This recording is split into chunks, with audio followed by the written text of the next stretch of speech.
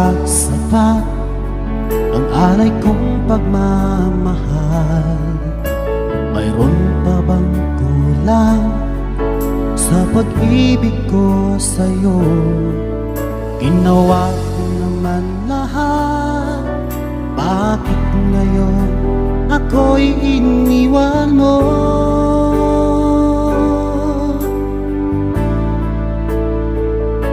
Wala bang